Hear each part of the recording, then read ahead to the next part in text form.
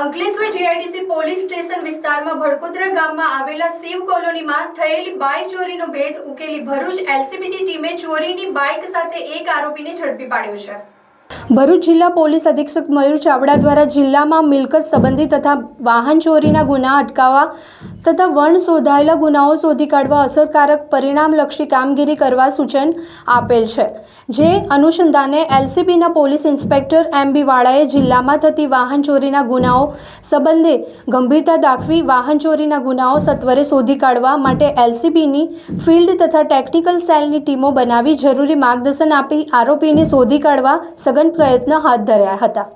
જે અનુસંધાને PSI RK ટોરાણીની team Ankleshwar વિસ્તારમાં પેટ્રોલિંગમાં હતી। દરમિયાન અંકલેશ્વર એલસીબીના ઓફિસ બહાર વાહન ચેકિંગ કરતા ત્યારે મહાવીર ટર્નિંગ તરફથી એક ઈસમ નંબર પ્લેટ વગરની સ્પ્લેન્ડર બાઇક લઈને આવતો દેખાતા તેને રોકી તેની તપાસ મળી આવેલ બાઇક બિલ કે આધાર પુરાવા રજૂ કરવા જણાવતા તેને રજૂ કરેલ નહીં, તેથી તેની સઘન પૂછપરછ કરતા આરોપી ભાગી પડેલ અને કબૂલાત આપેલ કે આજથી આશરે 15 દિવસ પહેલાં હું ભડકોદરામાં આવેલ શિવ કોલોનીમાં એક ઘરની બહાર બાઇક પડેલ હોય તે બાઇક મેં ડાયરેક્ટ ચાલુ કરીને ચોરી કરેલ। ત્યારબાદ બાઇકની આગળ પાછળની નંબર પ્લેટ કાઢી નાખી ચોરીથી છુપીને વાપરતો હોવાની હકીકત જણાવેલ છે।